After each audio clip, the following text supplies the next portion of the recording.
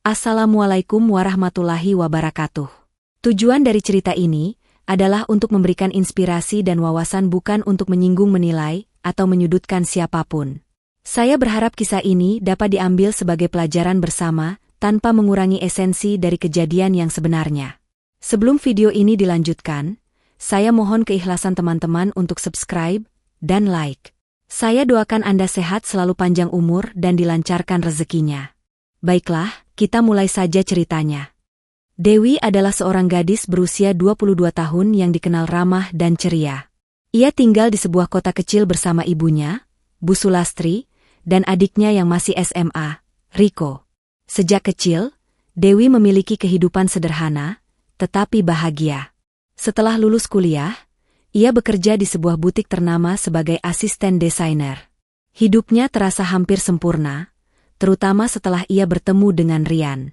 Rian adalah pria berusia 25 tahun yang tampan dan memiliki daya tarik misterius. Ia bekerja sebagai fotografer lepas dan sering melakukan perjalanan ke berbagai tempat. Cara bicaranya yang tenang dan sorot matanya yang tajam membuat banyak wanita tertarik padanya, tetapi ia hanya fokus pada satu orang, Dewi. Hubungan mereka terjalin dengan cepat, penuh dengan perhatian dan kejutan romantis dari Rian. Awalnya, Dewi merasa sangat beruntung bisa bersama Rian. Pria itu tampak begitu mencintainya, selalu ada di saat ia butuh dukungan, dan sering memberinya hadiah kecil sebagai bentuk kasih sayang. Namun, ada sesuatu yang membuatnya merasa sedikit tidak nyaman. Rian terkadang terlalu posesif, seringkali menanyakan keberadaannya secara detail, bahkan marah jika Dewi tidak segera membalas pesannya. "Aku cuma takut kehilangan kamu," ujar Rian suatu hari ketika Dewi protes, karena ia selalu mengawasi. "Aku nggak bisa bayangin hidup tanpamu." Dewi menganggap itu sebagai tanda cinta. Lagi pula, bukankah semua orang ingin dicintai dengan begitu mendalam? Setelah beberapa bulan bersama, Dewi mulai melihat kebiasaan Rian yang aneh. Ia sering membawa kantong kecil berisi benda-benda asing, seperti akar kering, batu-batu hitam, dan daun yang sudah layu. Suatu hari, saat Dewi berkunjung ke apartemen Rian, ia tak sengaja melihat sebuah botol kaca kecil di meja kerja pria itu. Di dalamnya ada cairan merah kehitaman dan sehelai rambut panjang. Dewi mengernyit. "Rian, ini apa?" tanyanya sambil menunjuk botol itu. Rian tampak terkejut sejenak, tetapi dengan cepat tersenyum. "Oh, ini cuma minyak wangi dari temanku. Katanya bagus buat energi positif." Dewi tak bertanya lebih lanjut, tetapi sejak saat itu, perasaan gelisah mulai mengendap dalam hatinya. Keanehan lain terjadi saat mereka pergi ke pantai bersama. Sore itu, Rian membawa Dewi ke sebuah bukit kecil yang sepi. Ia tampak mencari sesuatu di sekitar batu-batu besar, sebelum akhirnya duduk bersila dan menutup mata. "Apa yang kamu lakukan?" tanya Dewi heran.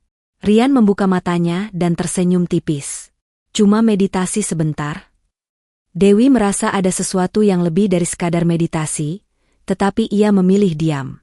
Namun, rasa curiganya semakin bertambah ketika ia mulai mengalami mimpi aneh setelah bermalam di apartemen Rian. Dalam mimpi itu, ia melihat dirinya berada di dalam ruangan gelap, dikelilingi oleh bayangan hitam yang berbisik dalam bahasa yang tak ia mengerti. Saat terbangun, tubuhnya terasa berat, seolah ada sesuatu yang menekan dadanya. "Rian, aku sering mimpi buruk akhir-akhir ini," ungkapnya suatu pagi. Rian menatapnya lama sebelum mengusap pipinya dengan lembut. "Jangan pikirin hal aneh-aneh, ya? Aku selalu ada buat kamu." Tapi malam berikutnya, mimpi itu datang lagi, dan kali ini, ia melihat bayangan Rian berdiri di sudut ruangan, menatapnya dengan mata kosong. Pada suatu malam, Dewi tiba-tiba merasa tubuhnya sangat lelah setelah pulang kerja. Ia mencoba makan malam bersama ibunya dan Riko, tetapi nafsu makannya hilang. Kepalanya pusing, dan perutnya terasa mual. "Kamu sakit?" tanya Bu Sulastri dengan khawatir. Dewi menggeleng. "Mungkin cuma kecapean, Bu." Ia masuk ke kamarnya lebih awal dan segera tertidur. Tapi di tengah malam, ia terbangun dengan keringat dingin. Ruangannya terasa pengap, dan ada bau anyir samar yang menyebar di udara. Ketika ia membuka matanya, jantungnya hampir berhenti.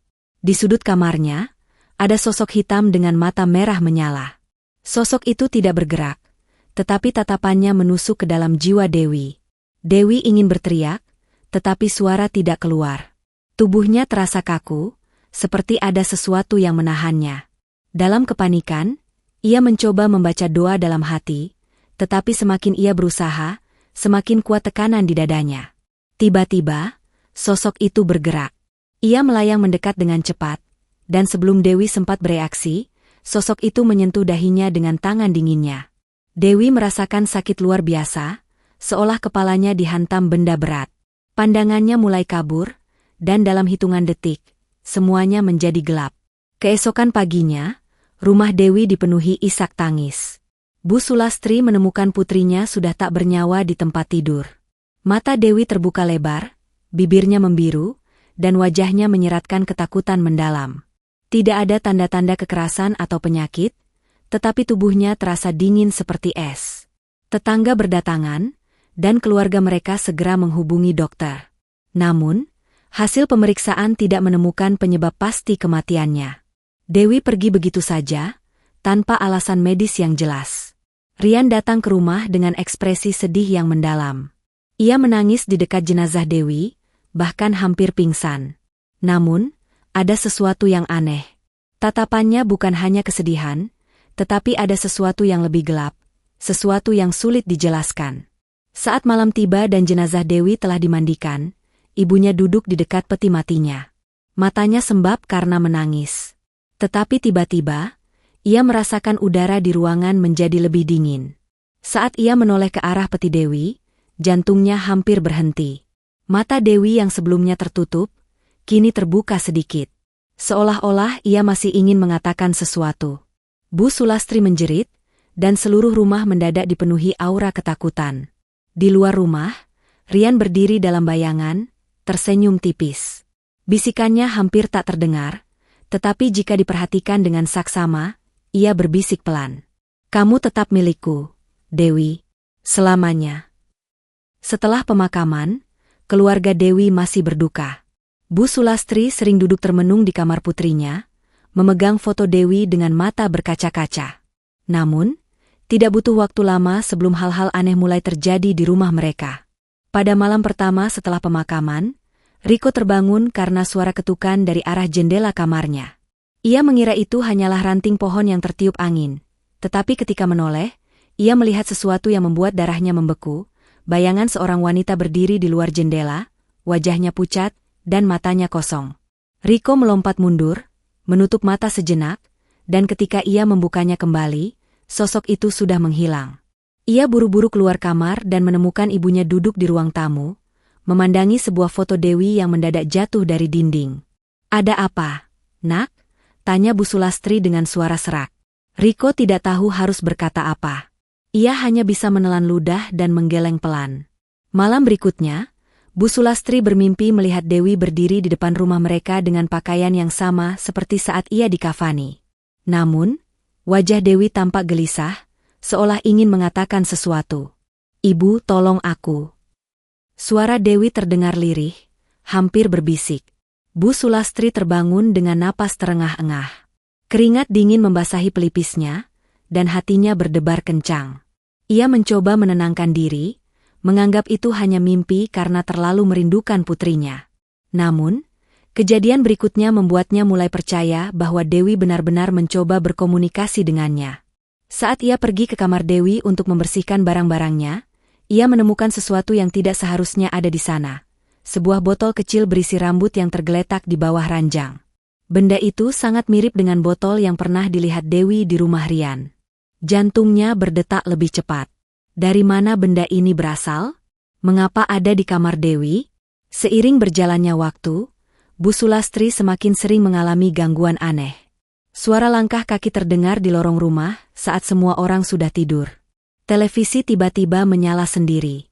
Aroma bunga melati, bau yang tidak pernah ada di rumah mereka, tercium setiap malam di dekat kamar Dewi. Ia merasa ada sesuatu yang tidak beres dengan kematian putrinya. Ia ingat bagaimana Rian bersikap saat pemakaman, tangisannya memang tampak tulus. Tetapi ada sesuatu dalam caranya menatap Dewi yang membuat bulu kuduknya berdiri. Ia mulai mencari tahu lebih dalam tentang pria itu. Dari salah satu teman Dewi, Ia mengetahui bahwa Rian pernah menjalin hubungan dengan beberapa wanita sebelum Dewi, dan semuanya meninggal secara misterius. Merasa semakin resah, Bu Sulastri memutuskan untuk mencari bantuan dari seorang paranormal terkenal di desa sebelah, Mbah Surti.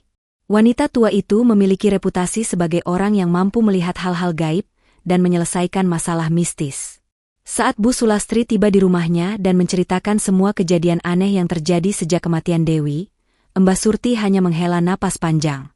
Ada sesuatu yang belum selesai, katanya sambil menatap tajam ke arah Bu Sulastri. Roh anakmu belum tenang. Ada ikatan yang menghalanginya untuk pergi ke alam baka. Bu Sulastri merinding. Ikatan apa, Mbah? Mbah Surti menutup matanya sesaat, lalu berbisik, ilmu hitam. Anakmu dikunci oleh seseorang yang tidak ingin melepaskannya. Mbah Surti menyarankan agar keluarga Dewi melakukan ritual mandi kembang di makamnya selama 1000 hari untuk memutus ikatan tersebut. Ritual ini harus dilakukan dengan air kembang 7 rupa dan bacaan doa khusus agar roh Dewi bisa terbebas. Namun, sebelum ritual dimulai, Bu Sulastri mengalami kejadian paling menyeramkan dalam hidupnya. Pada suatu malam, saat ia hendak tidur, ia merasakan seseorang berdiri di dekat tempat tidurnya. Ketika ia membuka mata, ia melihat Dewi di sana, wajahnya pucat dan matanya dipenuhi air mata. Ibu, cepat selamatkan aku tidak bisa keluar. Sebelum Bu Sulastri sempat bereaksi, tubuh Dewi mendadak ditarik ke belakang oleh bayangan hitam yang muncul dari kegelapan. Dewi berteriak, tetapi suaranya terdengar semakin jauh hingga akhirnya lenyap. Bu Sulastri menjerit dan bangun dengan napas memburu. Ia tahu ini bukan sekadar mimpi, ini adalah peringatan. Ketika keluarga Dewi mulai menjalankan ritual pertama, gangguan semakin parah. Malam pertama setelah mereka menyiramkan air kembang ke makam Dewi, Bu Sulastri mendengar suara langkah kaki berat di luar rumahnya.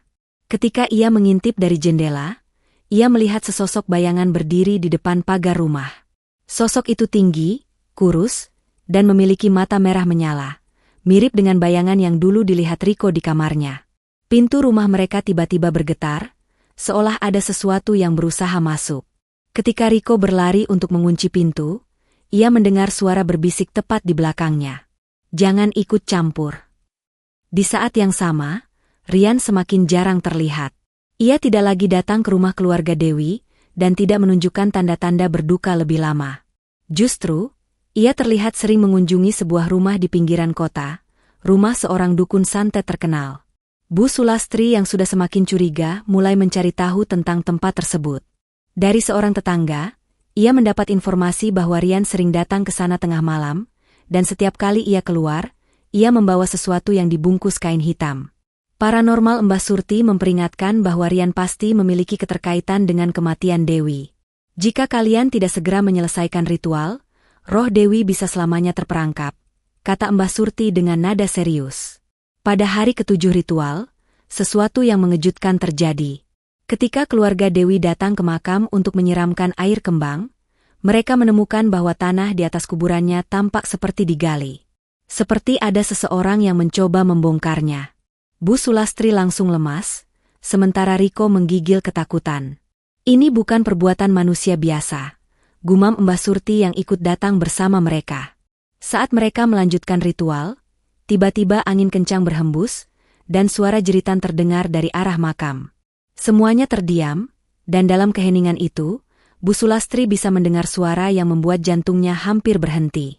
Suara Dewi. Ibu, tolong aku. Setelah kejadian mengerikan di makam, Bu Sulastri dan Riko akhirnya menyadari bahwa mereka tidak bisa tinggal diam. Rian pasti ada di balik semua ini, dan mereka harus menemukan cara untuk menghentikan teror ini sebelum semuanya terlambat. Mbah Surti memberitahu mereka bahwa di hari ke-1000, ritual terakhir harus dilakukan dengan pengorbanan khusus.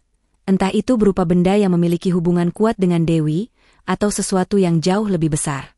Jika kalian gagal, kata Mbah Surti, maka arwah Dewi akan selamanya terjebak, dan Rian akan tetap memiliki kendali atasnya. Mereka tahu, tidak ada pilihan lain. Perjuangan baru saja dimulai. Dewi membuka matanya perlahan. Ia merasakan udara yang dingin menusuk kulitnya, dan saat ia melihat ke sekeliling, jantungnya mencelos. Ia tidak berada di kamarnya. Langit di atasnya berwarna abu-abu gelap, tanpa matahari, bulan, atau bintang. Kabut tebal menyelimuti tanah, yang terasa seperti pasir basah bercampur lumpur. Udara dipenuhi aroma anyir dan bunga layu.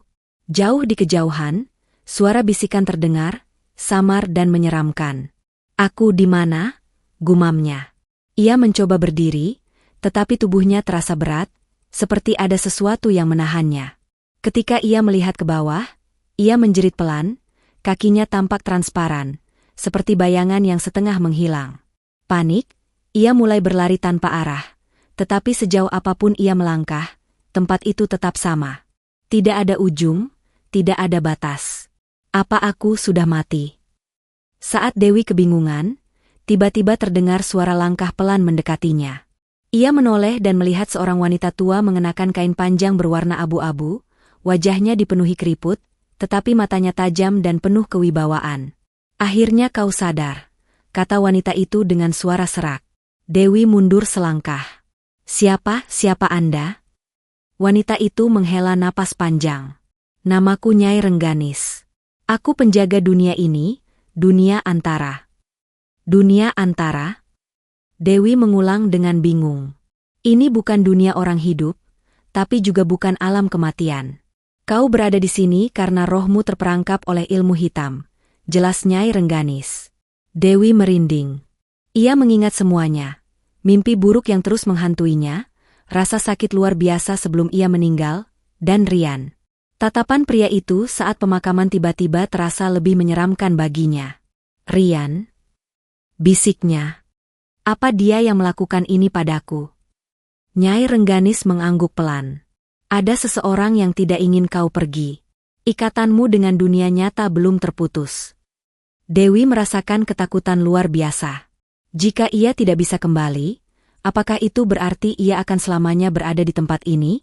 Dewi mulai menyadari bahwa dunia antara bukanlah tempat yang aman. Saat ia berjalan bersama Nyai Rengganis, ia melihat bayangan-bayangan hitam melayang di kejauhan. Bentuknya samar, tetapi ia bisa merasakan tatapan mereka yang penuh kebencian. "Mereka adalah roh-roh yang tersesat," ujar Nyai Rengganis. "Mereka pernah menjadi seperti dirimu, terperangkap. Tapi mereka tidak bisa keluar, dan akhirnya kehilangan jati diri mereka." Dewi menelan ludah.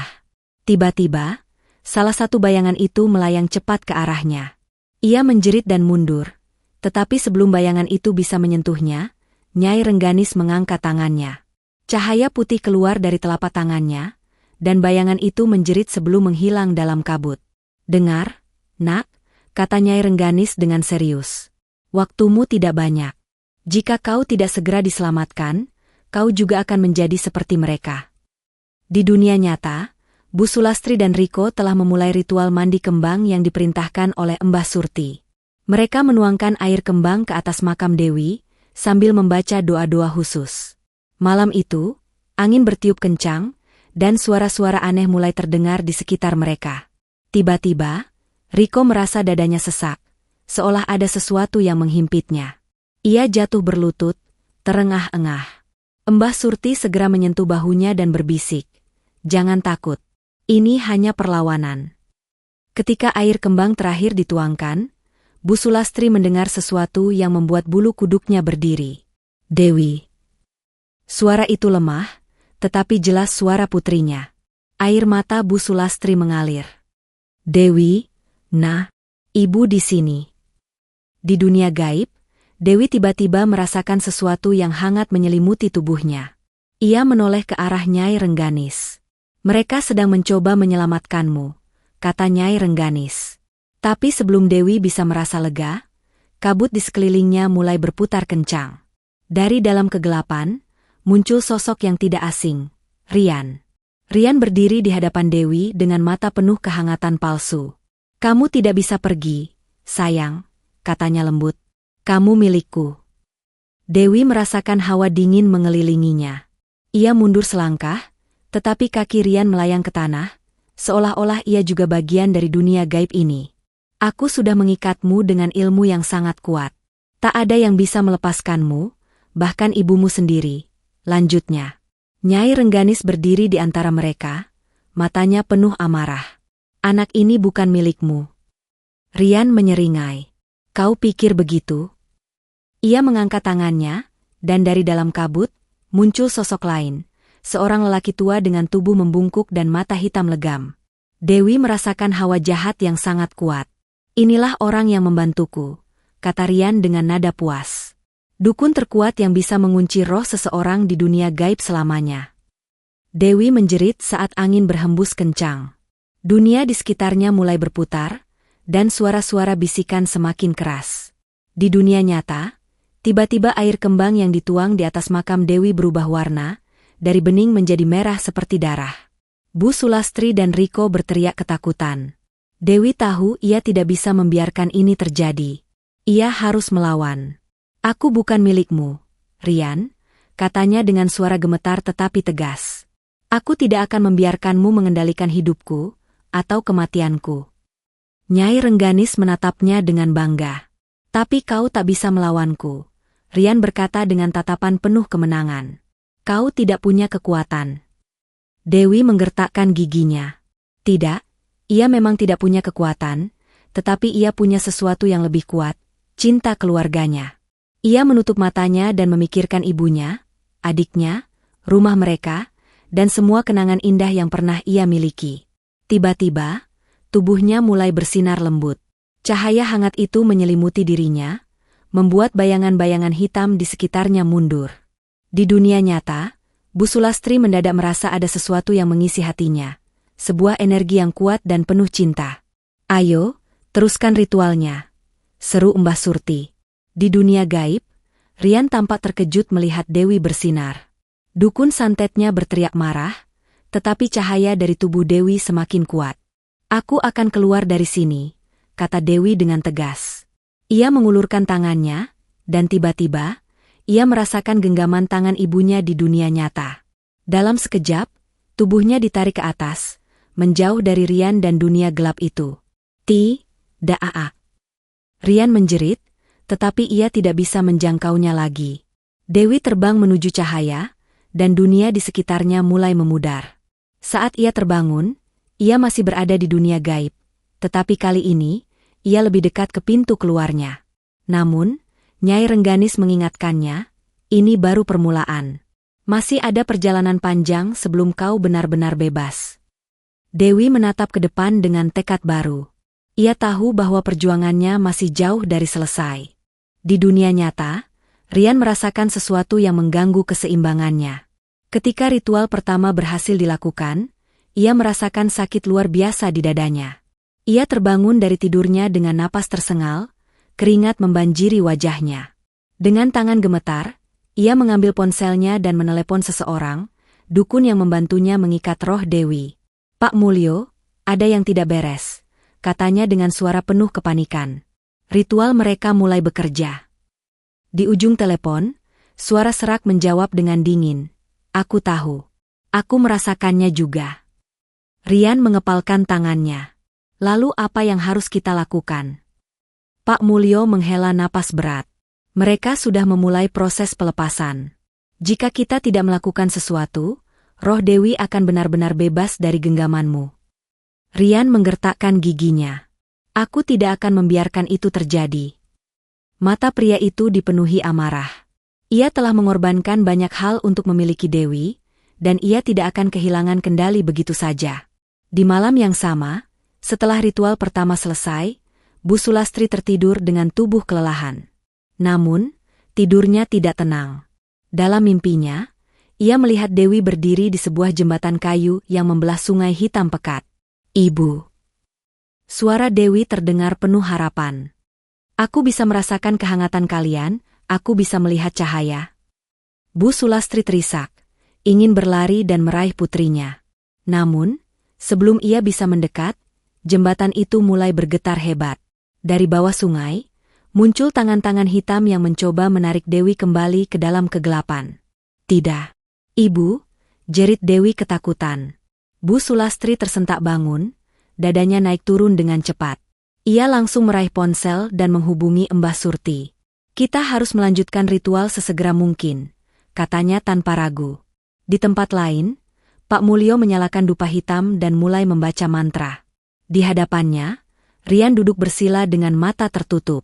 Kita harus memperkuat ikatan itu kembali, kata dukun tua itu.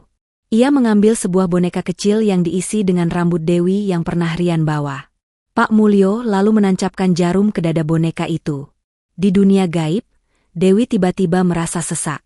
Dadanya terasa seperti ditusuk-tusuk, dan tubuhnya mulai melemah.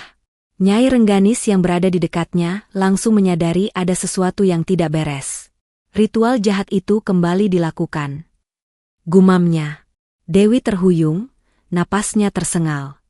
Aku merasa berat. Nyai Rengganis segera meraih tangan Dewi dan berbisik. Bertahanlah, nak. Keluargamu sedang berjuang untuk menyelamatkanmu. Sementara itu, di rumah keluarga Dewi, gangguan semakin menjadi-jadi. Malam itu, lampu-lampu berkedip sendiri, suara-suara aneh terdengar dari atap, dan pintu kamar Riko tiba-tiba terbuka dengan sendirinya. Bu Sulastri menggenggam tasbih di tangannya dengan erat. Ia tahu ini bukan gangguan biasa. Riko yang masih muda mulai ketakutan. Bu, apa ini berarti Rian melawan? Bu Sulastri mengangguk. Kita tidak boleh mundur. Dewi membutuhkan kita. Di luar rumah, suara langkah kaki terdengar di halaman, meskipun tidak ada seorang pun di sana. Mbah Surti yang datang untuk membantu langsung merasakan hawa jahat di sekeliling mereka. Kita harus melanjutkan ritual malam ini juga. Di dunia gaib, Nyai Rengganis membawa Dewi ke sebuah tempat yang berbeda. Mereka tiba di sebuah danau berwarna ungu pekat, yang permukaannya berkilauan seperti cermin. Ini adalah tempat kenangan, kata Nyai Rengganis. Saat Dewi menatap air danau itu, ia melihat bayangan dirinya sendiri, tetapi dalam versi yang lebih muda. Ia melihat saat pertama kali bertemu Rian, saat ia jatuh cinta, dan saat ia mulai merasa ada sesuatu yang aneh dalam hubungan mereka. Tiba-tiba, bayangan itu berubah. Ia melihat dirinya sendiri saat Rian diam-diam memasukkan sesuatu ke dalam minumannya. Air matanya menetes. Jadi benar, dia telah meracuniku. Nyai Rengganis mengangguk pelan. Bukan racun biasa. Itu adalah cairan yang mengikat jiwamu dengan dirinya. Dewi merasakan kemarahan membara di dalam dirinya. Ia tidak akan membiarkan Rian menang. Mbah Surti, Bu Sulastri, dan Riko berkumpul di sekitar makam Dewi untuk memulai ritual kedua. Kali ini, mereka membawa air suci yang telah didoakan secara khusus oleh para sesepuh desa. Saat mereka menuangkan air itu ke atas makam, tiba-tiba angin kencang berhembus. Dari kejauhan, terdengar suara tertawa, tawa Rian. Percuma dia milikku. Suara Rian bergema di udara. Mbah Surti tetap tenang dan terus melantunkan doa-doanya. Kita akan lihat siapa yang lebih kuat. Di dunia gaib, tubuh Dewi yang sebelumnya melemah kini mulai bersinar kembali. Ia menatap tangannya dan melihat cahaya putih mengalir dari telapak tangannya. Nyai Rengganis tersenyum. Akhirnya, kau mulai memahami kekuatanmu sendiri. Dewi menatapnya dengan penuh tekad. Aku ingin keluar dari sini. Aku ingin melawan. Nyai Rengganis mengangguk. Jika kau siap, maka bersiaplah menghadapi Rian. Seolah mendengar niat Dewi, Rian tiba-tiba muncul di hadapan mereka. Namun, kali ini, ia tidak sendiri. Ia membawa sosok hitam besar dengan mata merah menyala, sebuah makhluk gaib yang sangat kuat. Dewi, kau tidak akan pergi dari sini, seru Rian. Dewi menatapnya tanpa rasa takut lagi. Kalau begitu, kita lihat siapa yang akan menang, katanya dengan penuh keberanian. Di dunia nyata, angin semakin kencang, dan lampu-lampu mulai padam. Dewi berdiri tegak, berhadapan langsung dengan Rian yang kini didampingi oleh sosok iblis berwarna hitam pekat dengan mata merah menyala. Tubuh makhluk itu tinggi, hampir menyentuh langit kelabu dunia antara. Nafasnya berat, menghembuskan udara panas yang membuat Dewi mundur selangkah. Aku sudah bilang, kau milikku, Dewi, kata Rian dengan seringai jahat. Kau tidak akan pernah bisa pergi dari sini. Dewi mengepalkan tangannya. Aku lebih memilih mati selamanya daripada bersamamu.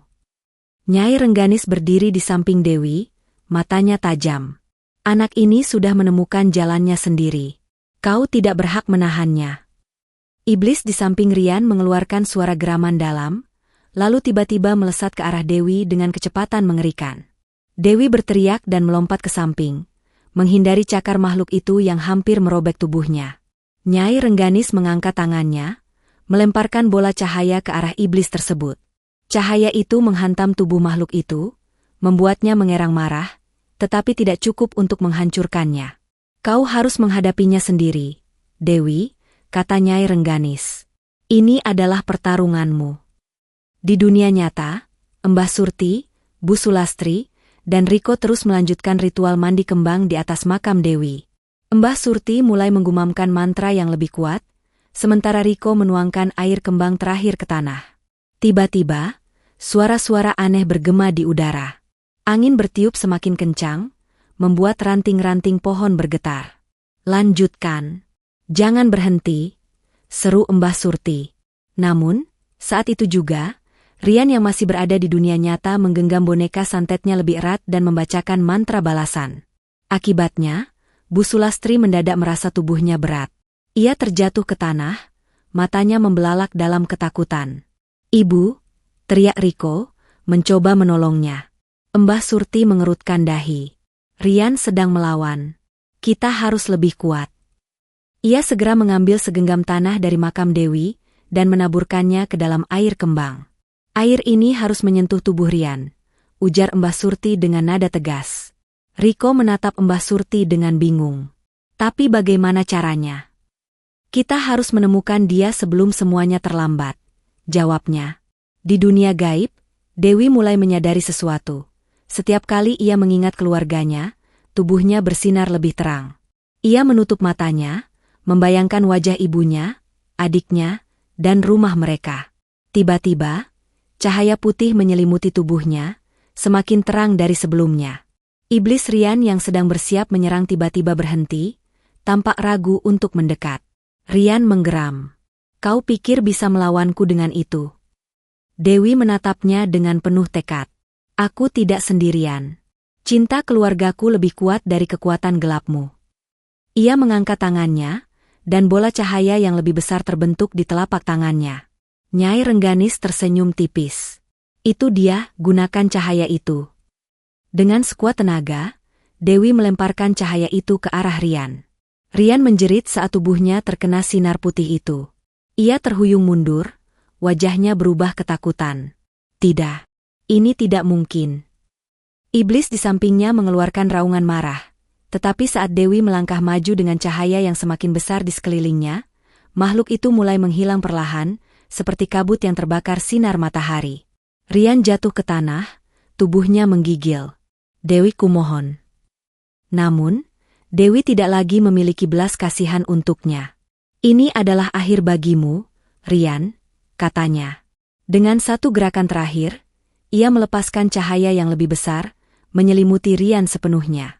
Rian menjerit kesakitan sebelum akhirnya tubuhnya meleleh dalam cahaya itu, menghilang selamanya. Kembali di dunia nyata. Di dunia nyata, saat Rian menghilang di dunia gaib, tubuhnya di dunia nyata langsung mengalami kejang hebat. Pak Mulyo yang berada di dekatnya berusaha membacakan mantra pelindung, tetapi tiba-tiba boneka santet di tangan mereka terbakar dengan sendirinya. Pak Mulyo terbelalak. Tidak, kekuatan kita kalah. Rian menjerit sebelum akhirnya tubuhnya jatuh ke tanah tanpa nyawa. Di makam Dewi, sesuatu yang ajaib terjadi. Tanah yang tadinya kering mulai bergetar perlahan, seolah ada sesuatu yang bergerak dari dalamnya. Bu Sulastri dan Riko mundur, menatap makam itu dengan mata penuh harapan. Apakah ini berarti? Gumam Riko. Mbah Surti tersenyum tipis. Rohnya telah bebas. Sekarang ia bisa kembali. Di dunia antara, Dewi merasakan tubuhnya menjadi lebih ringan. Ia menoleh ke arah Nyai Rengganis, yang kini menatapnya dengan bangga. Kau telah memenangkan pertarunganmu, nak, katanya. Sekarang, waktunya pulang. Dewi menatap dunia kelabu itu untuk terakhir kalinya. Ia mengucapkan terima kasih kepada Nyai Rengganis sebelum tubuhnya mulai ditarik ke atas, menuju cahaya terang. Saat ia membuka matanya, ia tidak lagi berada di dunia antara. Ia merasakan udara segar, mendengar suara ibunya menangis, dan merasakan tangan seseorang menggenggam tangannya dengan erat. Dengan susah payah, ia menggerakkan jarinya. Ibu. Bu Sulastri tersentak, Air matanya mengalir lebih deras. Dewi, anakku. Riko menatapnya dengan tak percaya. Kakak kembali. Mbah Surti tersenyum, melihat tubuh Dewi yang perlahan mendapatkan kembali kehidupannya. Dewi telah kembali dari kematian, membawa kisah perjuangan yang tidak akan pernah dilupakan oleh siapapun. Beberapa hari setelah Dewi kembali, tubuh Rian ditemukan dalam keadaan mengenaskan, dengan wajah penuh ketakutan dan bekas luka aneh di dadanya. Pak Mulyo menghilang tanpa jejak, seolah ikut terbawa oleh kekuatan yang telah dikalahkan oleh Dewi. Dewi yang kini pulih mulai menjalani hidupnya kembali, tetapi ia tidak akan pernah melupakan apa yang terjadi. Ia tahu bahwa dunia gaib itu nyata. Ia tahu bahwa ilmu hitam bisa menghancurkan hidup seseorang. Namun, yang paling penting, ia tahu bahwa cinta keluarganya adalah senjata terkuat yang bisa mengalahkan kegelapan apapun. Setelah peristiwa mengerikan itu, Dewi membutuhkan waktu untuk benar-benar pulih. Tubuhnya lemah, pikirannya masih sering terbayang oleh kejadian di dunia gaib. Setiap kali ia menutup mata, ia bisa melihat wajah Rian yang dipenuhi kebencian dan iblis yang hampir menyeretnya ke dalam kegelapan. Namun, setiap kali rasa takut itu datang, ia mengingat satu hal, cinta keluarganya yang telah membawanya kembali. Bu Sulastri merawat Dewi dengan penuh kasih sayang, tidak pernah membiarkannya sendirian. Riko, yang biasanya jahil, kini lebih protektif terhadap kakaknya. Bahkan Mbah Surti sering datang untuk memastikan bahwa tidak ada energi negatif yang tersisa di sekitar Dewi. Namun, ada sesuatu yang berbeda dalam diri Dewi. Ia merasa lebih sensitif terhadap hal-hal yang tidak kasat mata. Terkadang, ia bisa merasakan keberadaan sesuatu yang tidak terlihat oleh orang lain. Suatu malam, saat ia duduk di teras rumah, angin bertiup lembut. Dalam hembusan angin itu, ia mendengar suara berbisik. Kau telah melewati batas antara dunia. Kau bisa melihat kami sekarang. Dewi tersentak, menoleh ke sekeliling, tetapi tidak ada siapapun di sana. Ia menggenggam kalung pemberian ibunya dengan erat, berusaha menenangkan dirinya. Ia tidak bisa menyangkalnya lagi, perjalanannya ke dunia gaib telah meninggalkan jejak dalam dirinya. Beberapa hari setelah pemakaman Rian, desa mulai berbisik tentang kematiannya yang misterius. Aku dengar wajahnya penuh luka seperti habis disiksa makhluk halus, kata seorang tetangga. Dan tubuhnya, katanya ada bekas seperti terbakar, tapi bukan api biasa, sahut yang lain. Bu Sulastri tidak ingin membahasnya di depan Dewi, tetapi ia tahu bahwa kematian Rian adalah bagian dari takdir yang telah ditentukan. Namun, yang membuatnya lebih cemas adalah kabar bahwa Pak Mulyo, dukun yang membantu Rian, menghilang tanpa jejak. Dukun itu pasti mendapatkan balasannya, gumam Mbah Surti suatu sore. Ilmu hitam yang ia gunakan telah memakan dirinya sendiri. Meskipun begitu, Mbah Surti tetap berpesan pada Dewi untuk selalu berhati-hati. Mereka mungkin sudah kalah, tapi dunia gaib selalu punya cara untuk menuntut balasan.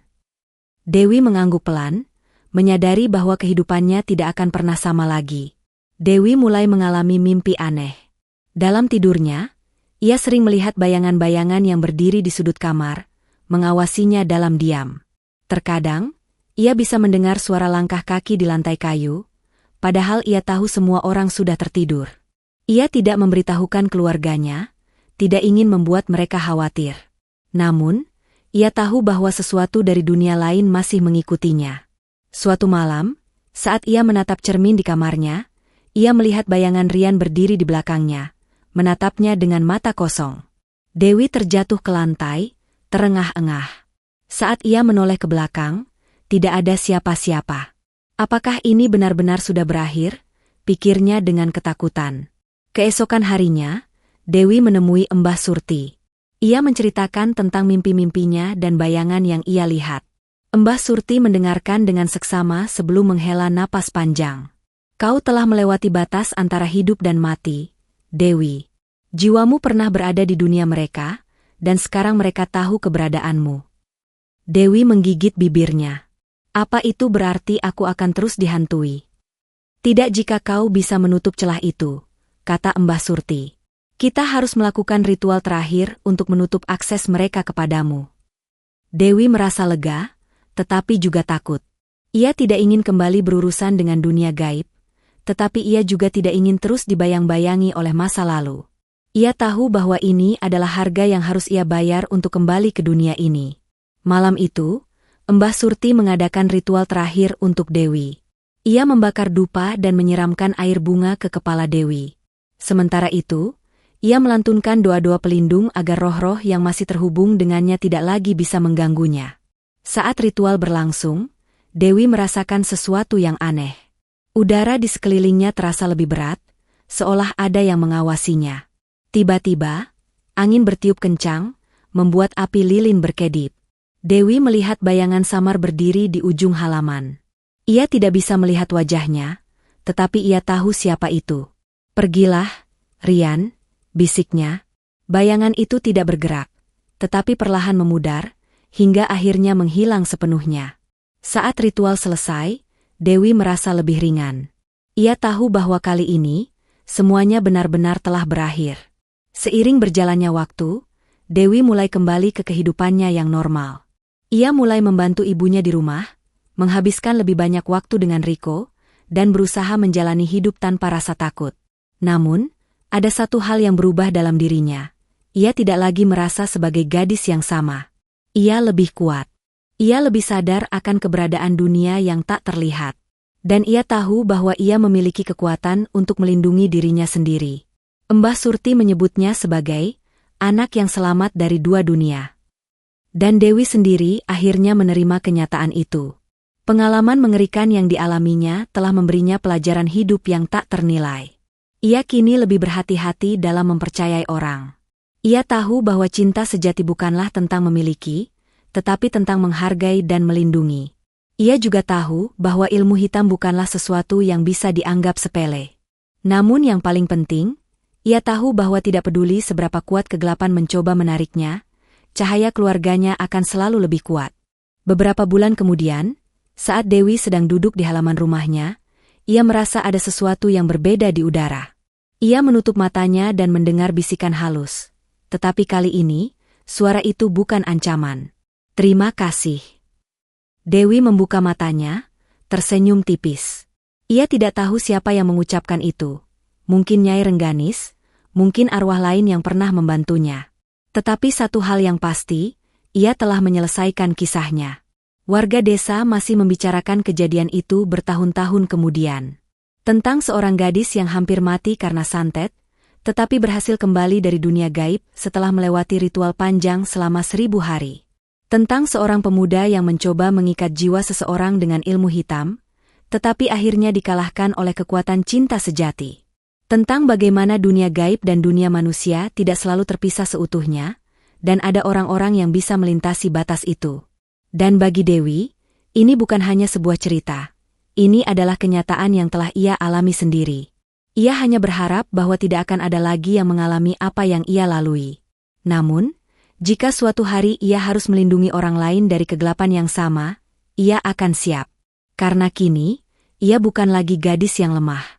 Ia adalah gadis yang selamat dari dunia antara gen dan nyata. Terima kasih sudah mendengarkan cerita ini, semoga kita dapat mengambil pelajaran di dalamnya.